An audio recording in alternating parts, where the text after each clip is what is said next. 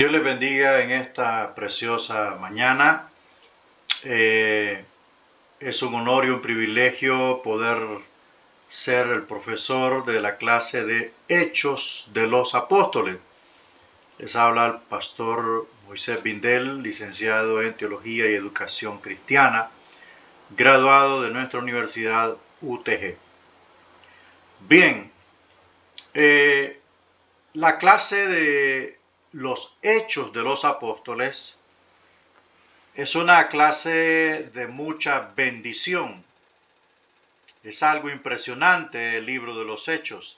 Y hoy vamos a dar un pequeño abordaje acerca de la unidad 1 como una introducción, ¿verdad? Como una introducción a lo que es el libro. Recuerde que usted desarrollará una lectura total del libro de los Hechos escrito por F. Bruce. No es el libro de los Hechos de la Biblia, es el libro de Hechos de los Apóstoles, manual de nuestra clase. La lectura la comenzará a partir de la página 37 hasta la 505, por ahí, que es la última página. Va a ser una lectura total del libro y hará un resumen por cada capítulo de ese libro. Se concentrará en lo más importante, ¿verdad? Hará su resumen bien descrito, bien titulado. Letra número 12, Times New Roman, enviado por PDF con su portada y todo, ¿verdad? Luego va a descargar la nota de compromiso de lectura, ¿verdad? La va a firmar y le tomará una captura y la enviará siempre por la misma plataforma, ¿verdad? Siempre por ahí mismo la enviará.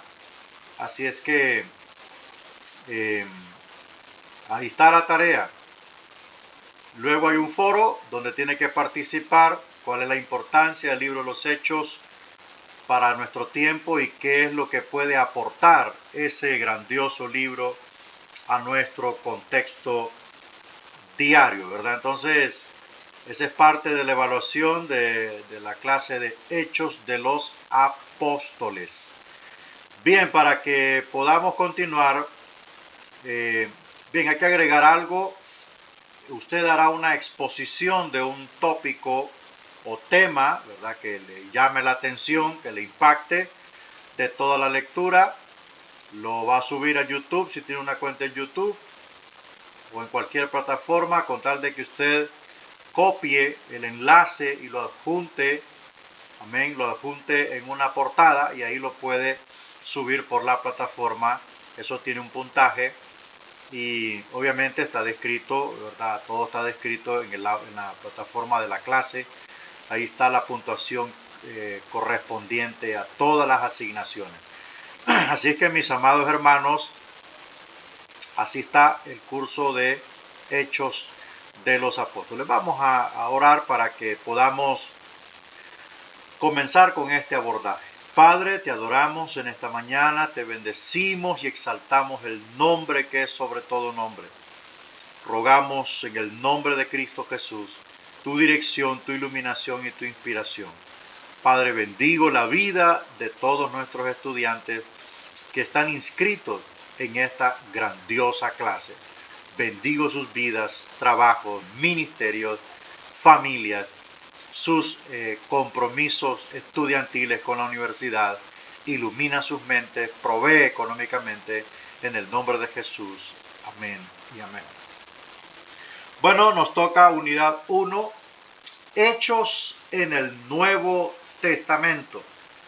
Veremos la ubicación y la importancia del libro de los Hechos en el Nuevo Testamento.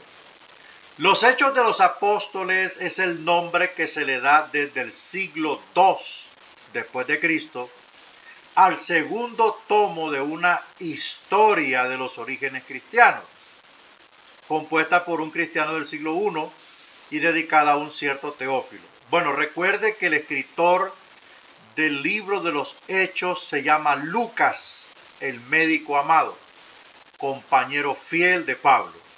Él escribió un tomo, ¿verdad?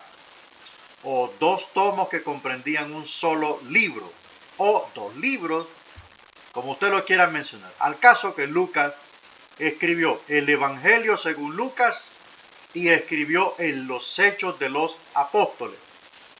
Estos dos escritos fueron dedicados y enviados a un hermano llamado Teófilo, ¿verdad? Entonces, ese es el autor o el escritor sagrado, el Lucas, el doctor, el médico amado. El primer tomo de esta historia también existe como uno de los 27 documentos incluidos finalmente en el canon del Nuevo Testamento. Es la obra que conocemos como el Evangelio de Lucas. Entonces son dos tomos, el Evangelio de Lucas y los Hechos de los Apóstoles, ¿verdad? Hay que tener en claro y en mente que para ser considerado dentro del canon o dentro de la lista de libros inspirados se pasaba un filtro, y ese filtro, dentro de ese filtro incurrían algunas preguntas que eran evacuadas y que servían como un examen interno y externo del escrito. Y por lo tanto, Hechos de los Apóstoles y Lucas, el Evangelio de Lucas, aprobaron esta examinación que hicieron los hombres que formaron el canon del Nuevo Testamento. Originalmente, como es de esperarse, estos dos tomos circularon juntos, formando una historia completa e independiente, pero no por mucho tiempo. A principios del siglo II, los 4 evangelios canónicos, o sea, los 4 evangelios inspirados, como se les llamó, fueron reunidos en una sola colección y comenzaron a circular en forma de evangelio cuádruple. O sea que al principio circulaban Mateo, Marcos, Lucas y Juan en un solo compacto, ¿verdad? O sea, le llamaban evangelio cuádruple. Aunque los contenidos de estos 4 evangelios eran enfoques distintos, ¿verdad? Eran planteamientos distintos y propósitos distintos. Aunque hablaban de una sola persona, y esa persona era el Señor Jesucristo. Entonces, al principio, estos documentos sagrados circulaban entre los cristianos, amén, como un solo libro, ¿verdad? Los 4 evangelios circulaban como un solo libro. Esto significó que el primer volumen de la historia fue separado del segundo y adjuntado a 3 obras de otros escritores que cubrían el mismo terreno. O sea, el primer volumen de la historia, hablando,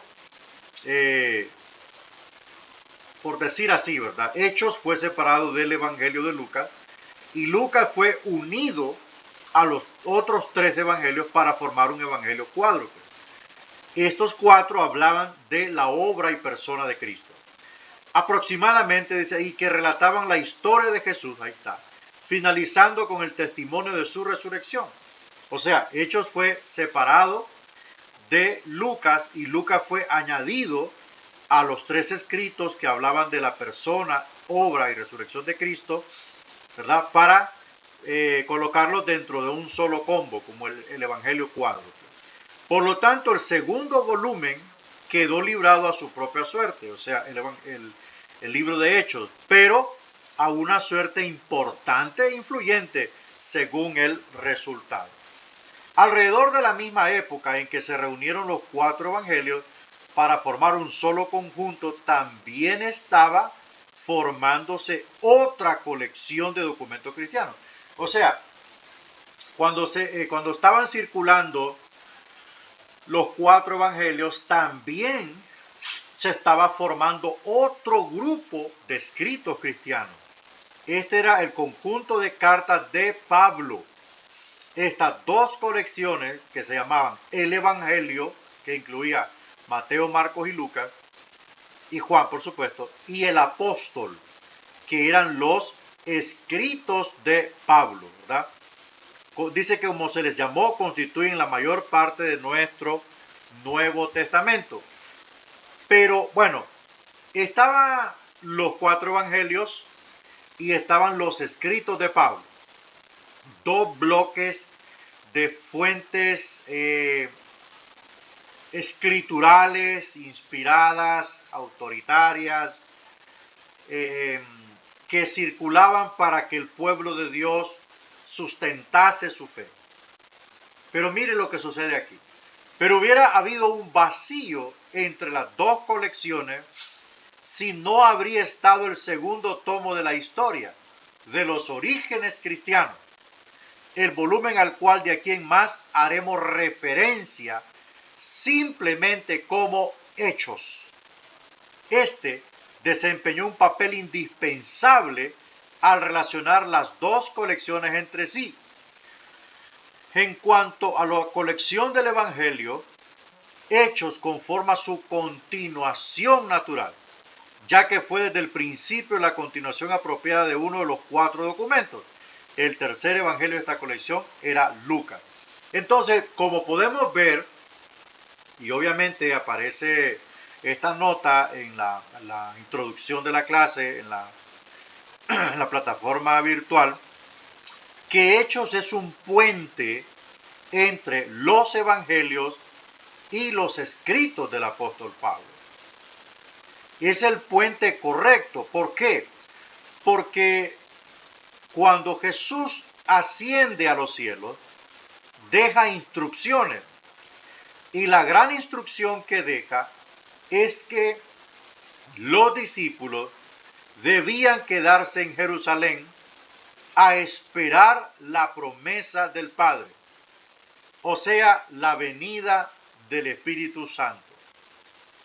Esa fue una de las 2 instrucciones. La otra fue la gran comisión, de que los discípulos debían de ir a las naciones, a los medios locales, internacionales e interculturales, para llevar este mensaje de la palabra de Cristo.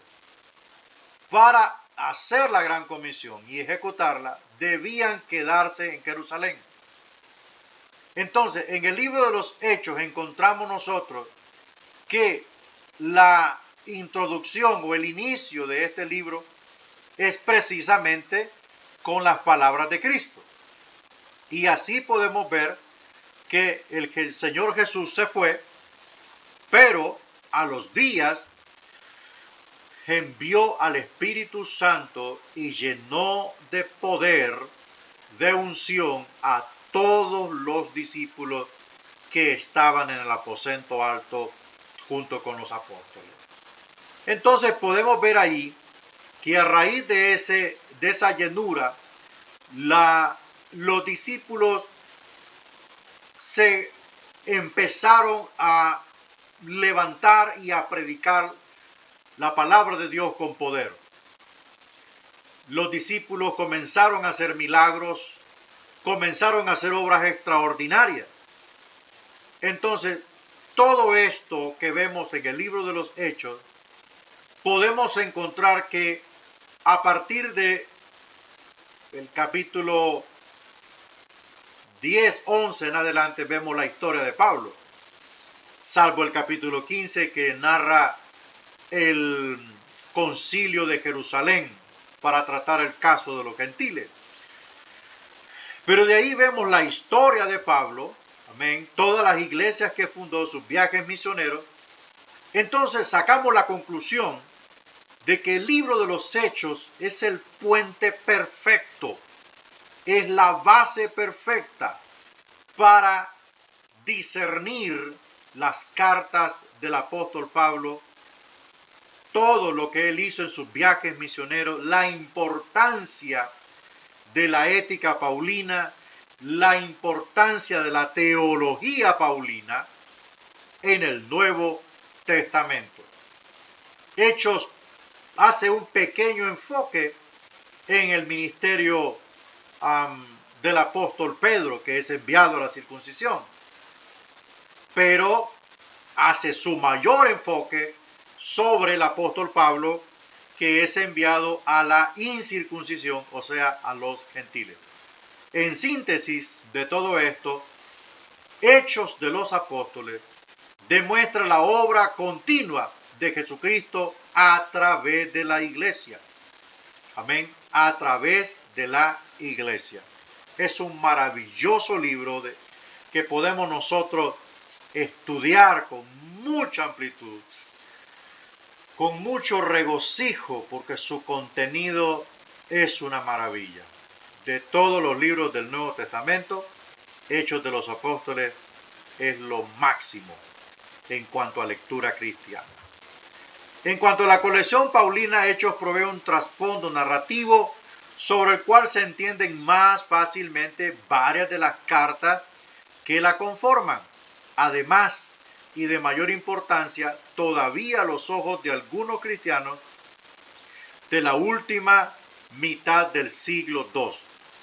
Hechos ofrece pruebas independientes y convincentes a favor de la validez de la pretensión de que hace Pablo en sus cartas, ser un siervo de Jesucristo que trabajó más abundantemente que cualquiera de los otros. O sea, es por eso que yo le decía que el libro de los Hechos es el puente correcto entre los evangelios y las cartas de Pablo, y él nos muestra una base muy sostenida e informativa al mismo tiempo acerca de todo lo que Pablo hizo en sus viajes misioneros, la labor de Pablo, el trabajo de Pablo, el esfuerzo de Pablo, los sacrificios, el sufrimiento y el precio que Pablo pagó por predicar la palabra del Señor.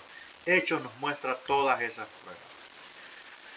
Bueno, veamos qué nos muestra nuestro manual, ¿verdad? Marción y la importancia del libro de los Hechos.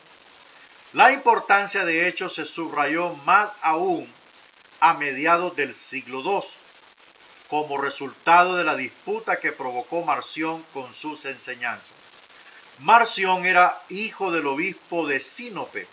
Fue un excepcionalmente ardiente devoto de Pablo, ¿verdad?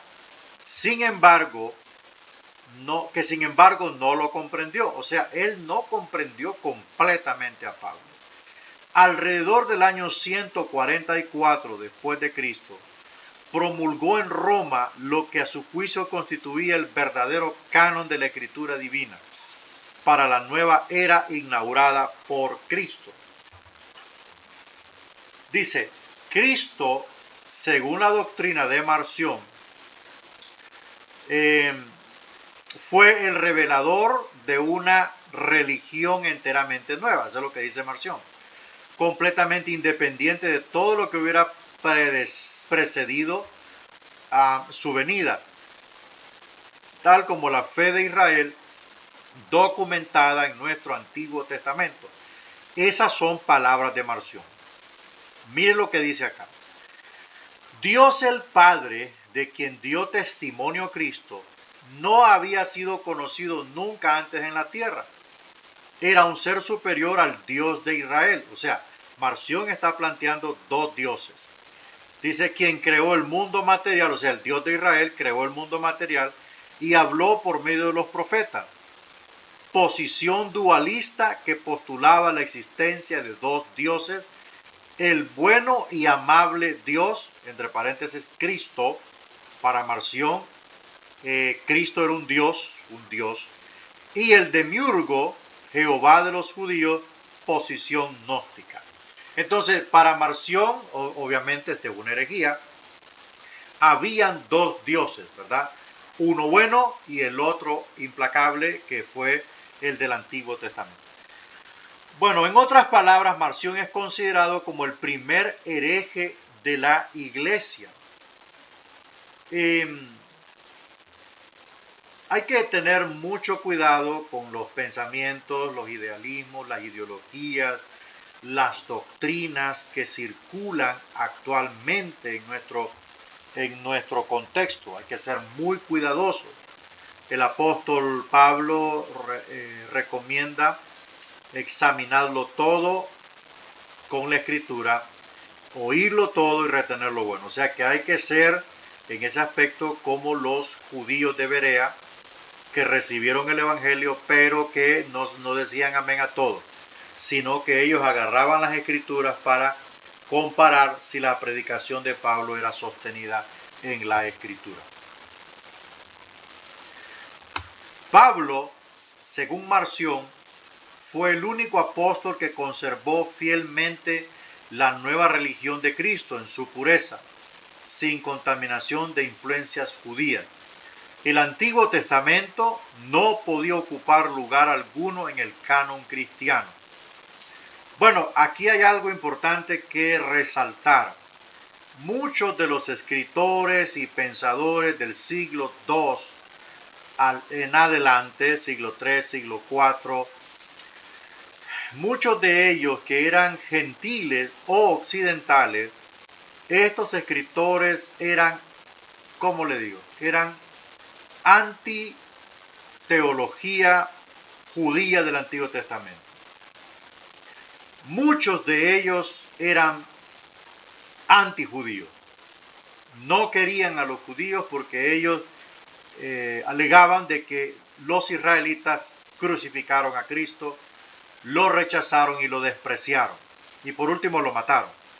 Entonces, para el pensador gentil, para el teólogo gentil que se levantó en esos tiempos del siglo II en adelante, usted puede ver ahí el 144, todavía un poquito después de los apóstoles, porque el último apóstol murió cerca del año 98, 99, por ahí, que fue Juan. Entonces, todos estos pensadores y teólogos que fueron emergiendo, sus teorías, sus doctrinas eran antijudías. Ellos podían aceptar el Antiguo Testamento, pero no podían aceptar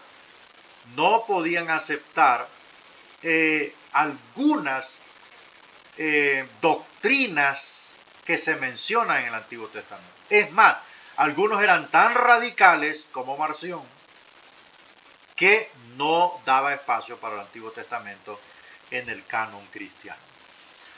Bueno, el canon cristiano, como lo promulgó Marción, constaba de dos partes. Una llamada el Evangelio, una revisión crítica adaptada del tercer evangelio adecuada a sus fines. O sea, para Marción, de los 4 evangelios, solo uno era considerado, que era el evangelio de Lucas. Dice, y la otra llamada el apóstol, una revisión crítica también adaptada en forma similar de 9 cartas de Pablo a las iglesias, además de su carta a Filemón, que es una carta, digamos que personal. Entonces, para Marción, esto conformaba su canon, ¿verdad? El Evangelio de Lucas y 10 cartas del apóstol Pablo. El canon de Marción y el canon de las Escrituras. Bueno, la publicación del canon de Marción constituyó un desafío a la vez que un estímulo para los líderes de la iglesia romana y otras iglesias que se adhirieron a la fe católica, como llegó a ser llamada después, ¿verdad? Recuerde que la iglesia católica surge allá a partir del año 320, cuando Constantino se mete a la iglesia cristiana. Entonces eso fue tomando forma hasta que después fue llamada Iglesia Católica, porque ellos unificaron todo lo que es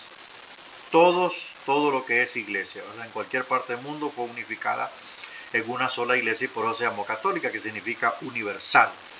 Bueno, dice, no los impulsó a crear el canon de escrituras sagradas, que ha sido aceptado con varias variaciones menores en toda la iglesia cristiana histórica, pero sí los obligó a definir ese canon con mayor precisión. O sea, cuando aparece el canon de Marción, que muchos dicen que es el propulsor de los gnósticos, ¿verdad? Una completa herejía. Esto más bien sirvió para definir qué libros integrarían la colección de escritos sagrados. Cuando aparece este canon, la iglesia cristiana, los líderes cristianos, los teólogos cristianos, los apologistas cristianos tuvieron que alzarse en pie para poder crear un escudo escriturario inspirado para rebatir la herejía diabólica de Marción, ¿verdad? Y que ese era un tiempo en donde había mucho espacio al pensamiento libre. Muchas personas escuchaban a los pensadores, entonces cualquier pensamiento contrario a la sana doctrina de las escrituras era escuchado. Y si caía bien y si le convenía a la gente, era adoptado, ¿verdad?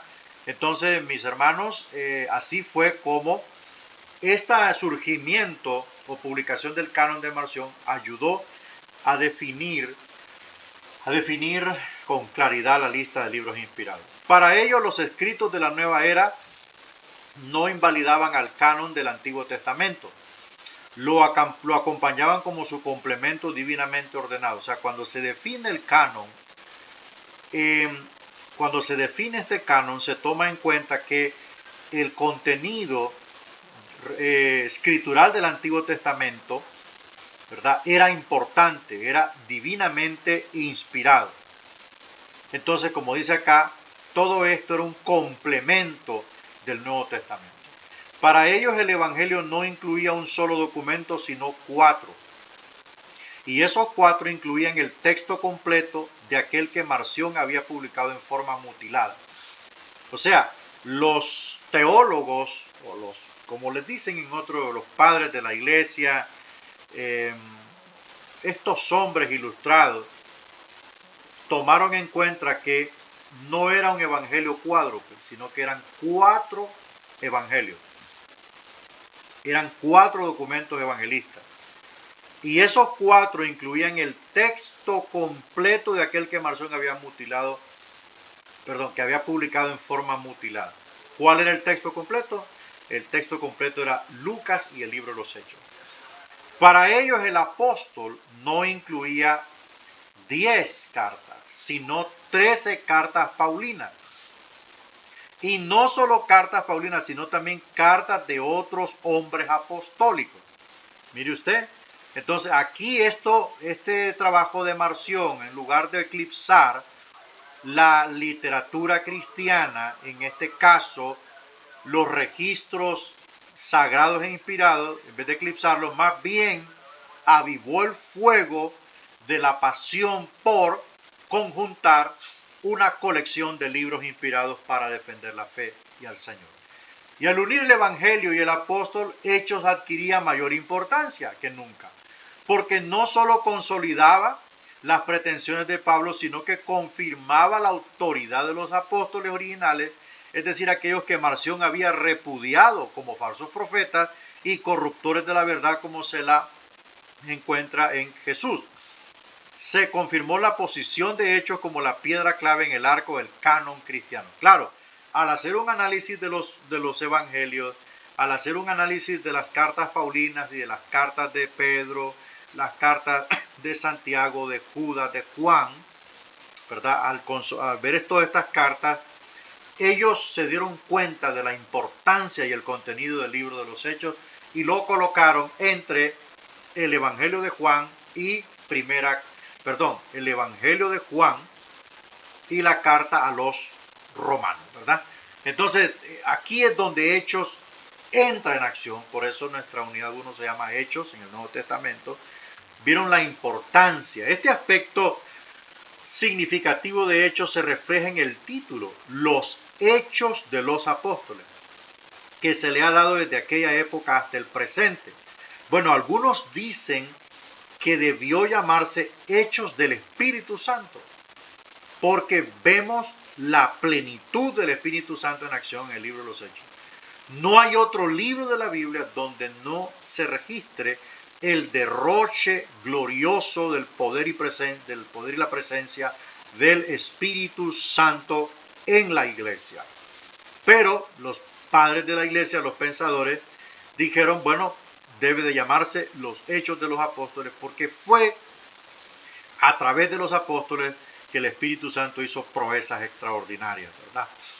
En la medida en que lo corroboran las evidencias, Hechos recibió este título primeramente en el así llamado prólogo antimarcionita. O sea, un prólogo es un texto que se redacta antes de un libro, o sea, es como decir como una introducción, ¿verdad? Entonces, cuando fue redactado el prólogo antimarcionita, o sea, que era un documento apologista contra la herejía de Marción, ahí es donde recibe el nombre Hechos. Prólogo antimarcionista al tercer evangelio. Oiga bien, repito, Hechos recibió este título primeramente en el así llamado prólogo antimarcionita al tercer evangelio, hablando de Lucas, a fines del siglo II.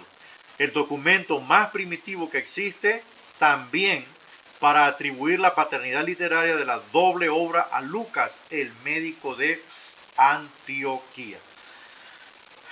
Bueno, aquí vemos nosotros un poquito de cómo se conforma el título de Hechos a este libro tan bendecido y tan glorioso que tenemos en la Biblia, como lo es Hechos de los Apóstoles.